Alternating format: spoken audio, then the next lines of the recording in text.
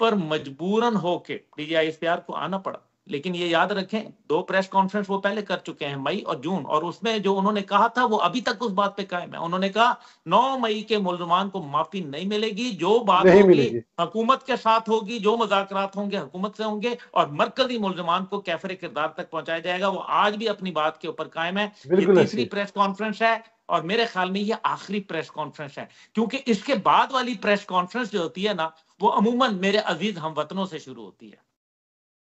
अच्छा, सर ये बहुत बड़ी बात आप दूसरी दफा कर रहे हैं, अजीज हमवतनों वाली। तो सर ये फिर ओवरसीज पाकिस्तानी फिर मतलब ये भी ऑप्शन रख लें सर कि अभी आने वाले दिनों में अगर हुकूमत या अपोजिशन ना इकट्ठी बैठी या संजीदा ना हुई मामला पर, तो ये मेरे अजीज हमवतनों वाला काम जो है ये शुरू हो सकता है।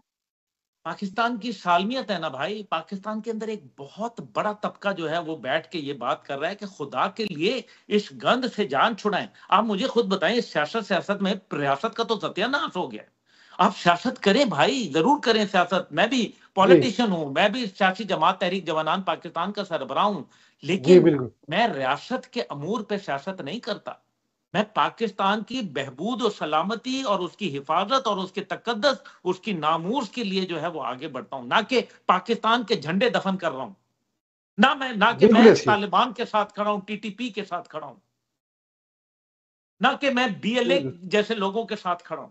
अभी जो मैं आपको एक खबर देना चाहता हूं, बड़े हमारे तारकीन वतन है, हमारे लिए हमारे दिलों के जी। अंदर रहते हैं।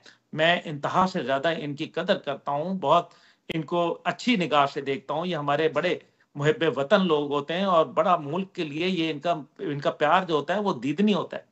लेकिन मैं ये जरूर जी। बताना चाहता हूं कि अभी जो 9 मई के हवाले से या मुस्तकबिल में कोई फसादात या माजी के अंदर जो दंगे फसादात और घिराव जलाओ इंतशार के अंदर जो जी। लोग मुलविस पाए जा रहे हैं, उनके लिए हुकूमत पाकिस्तान एक मैकेनिज्म तैयार कर रही है।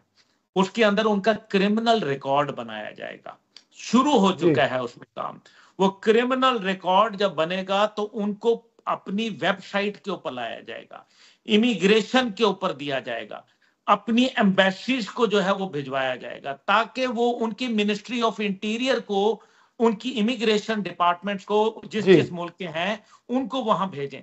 इससे क्या जी। होगा कि वो क्रिमिनल रिकॉर्ड बन जाएगा, ना वहां नौकरी मिलेगी, और अगर आप वहां हैं तो आपको जो है वो डिपोर्ट किया जा सकता है, खुदा ना खास्ता। और अगर आप पाकिस्तान में हैं तो आपके क्रिमिनल रिकॉर्ड पे ना आपको कोई नौकरी मिलेगी और ना आप गैर मुमालिक के सफर कर पाएंगे। ये इंतहाई सीरियस बात है। ये मैं कोई बेपरकी जी। नहीं उड़ा रहा, मैं जी आपको बिल्कुल। इंफॉर्मेशन बेस्ड बुनियाद पे बात बता रहा हूं।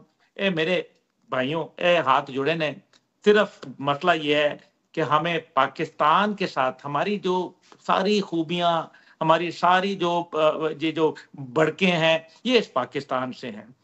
हम जो मर्जी हो जाए, हम पाकिस्तान हैं, हम पाकिस्तानी पाकिस्तान से हैं। हैं।